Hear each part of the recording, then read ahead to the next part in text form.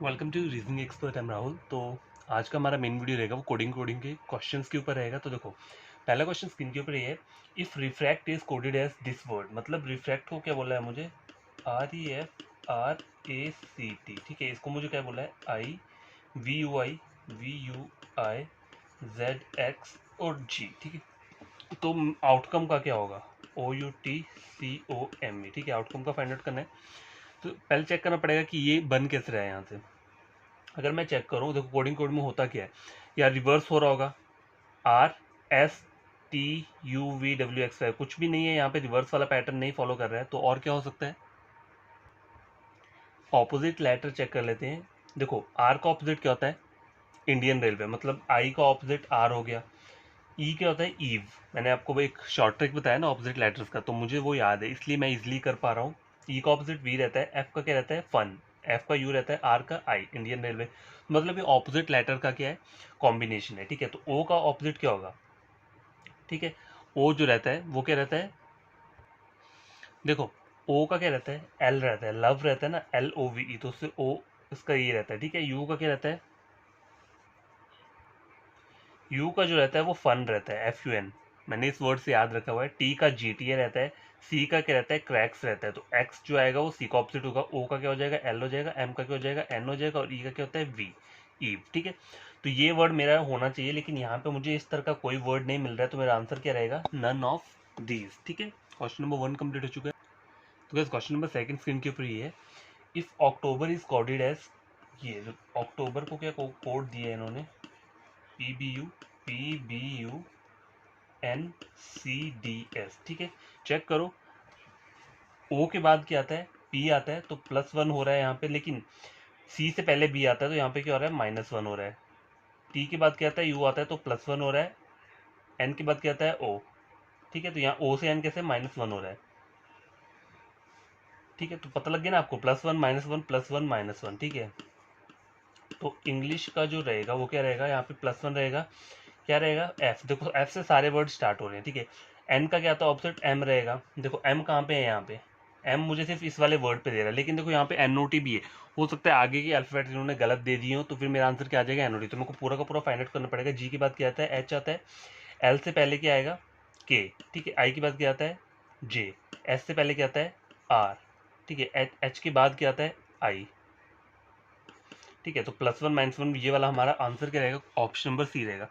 देखो कभी कभार पता क्या होता है, देखो हमारा हमें पता लग गया कि ये दो नहीं है, मुझे पता है मेरा आंसर सी होगा, लेकिन कभी कभार ऐसा होता है एग्जामिनर ने यहाँ पे अल्फाबेट्स की क्या की होगी, वो कर दिया होगा, हटा दिया होगा, जो ओरिजिनल वाला उसके गलत वाला दे दिया होगा। तो आप सोचोगे मेरा तो आंसर यही स्टार्ट हो रहा है, यहीं से यहाँ तक आप चेक करोगे और आंसर टिक कर दोगे, लेकिन नहीं।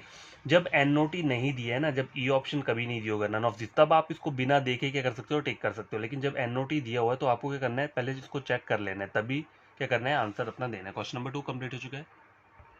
तो क्वेश्चन नंबर 3 चेक करो, स्क्रीन के ऊपर ही है, in a certain code language banged is written as this word and tilts is written as this word, then how is stray, stray written in that code language. तो देखो banged है, BANGED। ठीक है, bang दिया और क्या दिया है, TILTS, टिल्ट्स दिया हुआ है। ठीक है, मुझे फाइंड आउट क्या करना है, स्ट्रे को करना है। तो पैटर्न यहाँ चेक करो क्या हो रहा है, देखो बी से क्या बन रहा है, जे। बी से जे का डिफरेंस बहुत दूर है, तो मैं पीछे वाला लेटर चेक करके देखता हूँ, BC। देखो यहाँ पे बन रहा है, बी से सी बन रहा है, मतलब +1 हो रहा है। ठीक है, क्या हो रहा है, +1 हो रहा है, यहाँ लिख देता हूँ +1। ठीक है, ए के बाद क्या आता है, ABC। देखो फिर से यहाँ पे सी आ रहा है, बी नहीं आ रहा है, सी आ रहा है। ठीक है, तो मतलब यहाँ पे क्या हो जाएगा, +2 हो जाएगा। ए से यहाँ तक क्या है, +2 हो रहा है। अब मुझे कह रहा है एन के आगे चेक करो, एन दिया है, एन के बाद क्या आएगा, MN दिख रहा है कहीं पे, नहीं,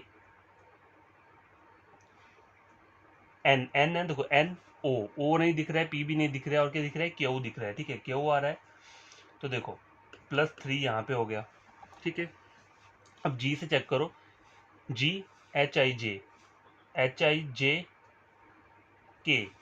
आ रहा है, तो K मैं कहाँ लिख दूंगा, यहाँ लिख दूंगा। ठीक है, +4, मतलब ये जो सीक्वेंस चल रहा है क्या चल रहा है, +1 2 3 4, यहाँ पे +5 आ जाएगा। तो देखो ई के बाद +5 क्या होगा, EFGHIJ, जे आ जाएगा। ठीक है, जे आ गया +5 पे, और डी के बाद अगर चेक करोगे आप +5 पे, तो क्या आएगा, DEFGHIJ, फिर से जे ही आएगा। तो देखो इसका पैटर्न मुझे समझ में आ गया क्या आ रहा है, रिवर्स कर रहे हैं, बी से सी तो आ रहा है +1 करके, लेकिन चल कहाँ से रहा है वो रिवर्स ऑर्डर में, रिवर्स से जा रहा है स्टार्टिंग में, ठीक है।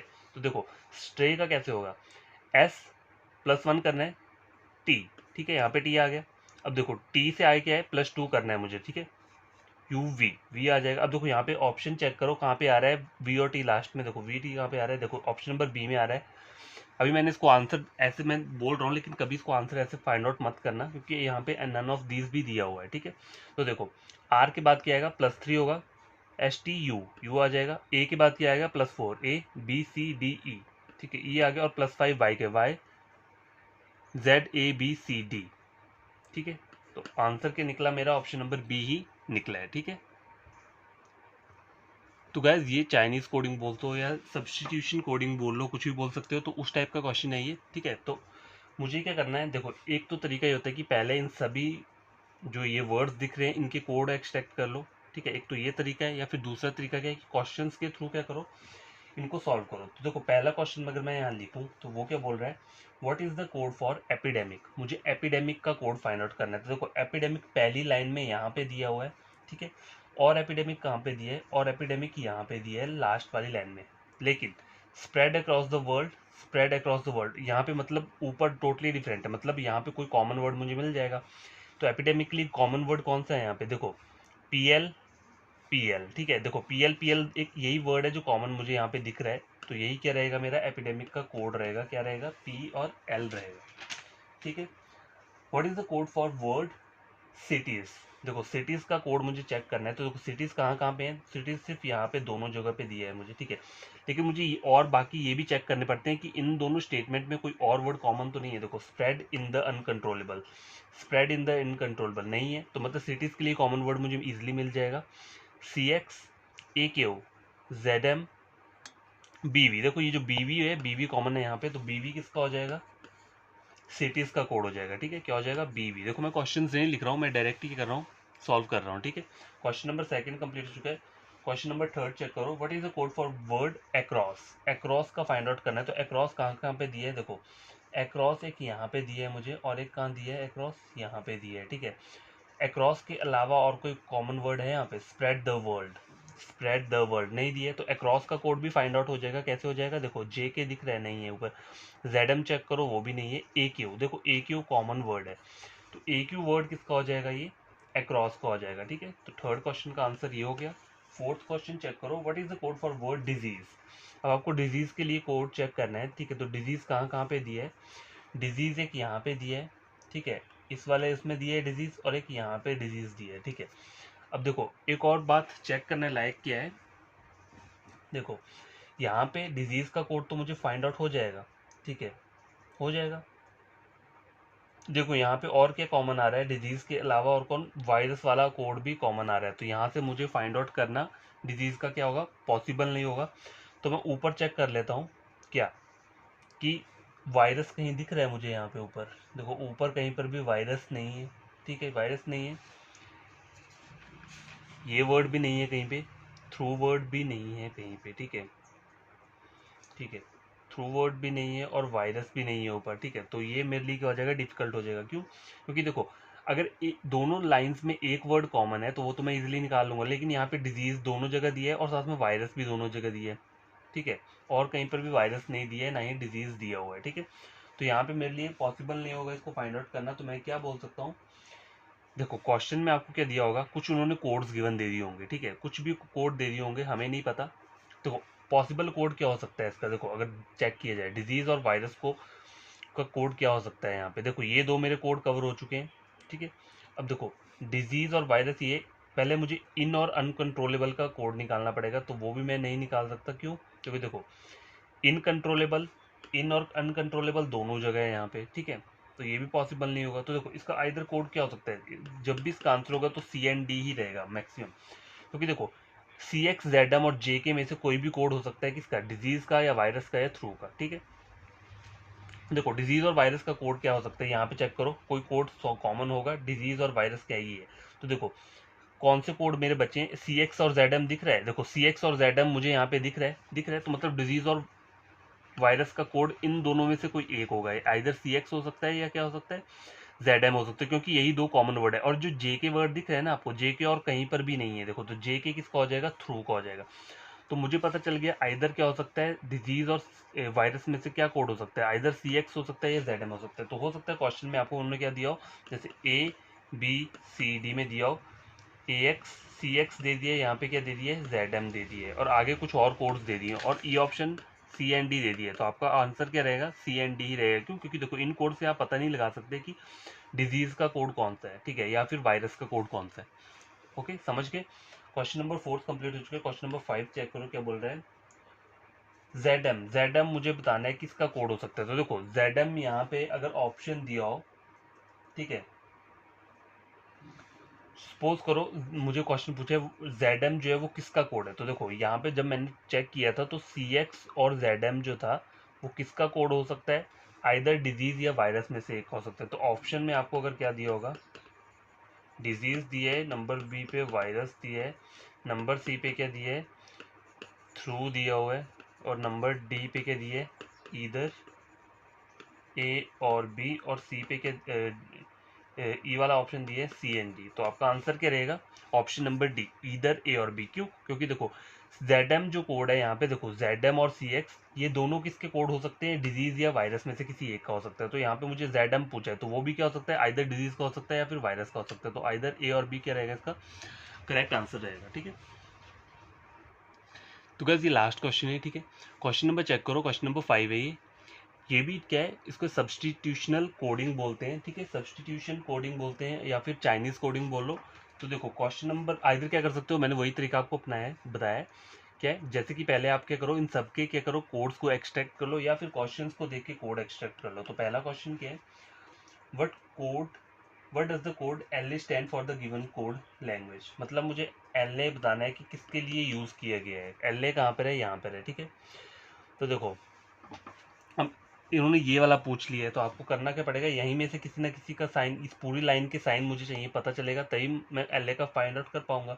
देखो पेन कहाँ कहाँ दिए हैं मुझे, देखो पेन पेन पेन, ठीक है, पेन के साथ सफ़र भी है यहाँ पे, लेकिन सफ़र यहाँ नहीं है। ठीक है, तो पेन का मुझे इजीली फाइंड आउट हो जाएगा। पेन का कोड क्या है, देखो एम ए नहीं एम एक्स, देखो M X M X M X. ठीक है, तो पेन का कोड मैंने क्या लिख लिया यहाँ पे, एम एक्स लिख लिया। ठीक है, इस का कोड क्या होगा, यहाँ पे इस देखो यहाँ पे है और कहीं पर भी नहीं है। ठीक है, तो इसका कोड मुझे इस और इस लाइन से मिल जाएगा।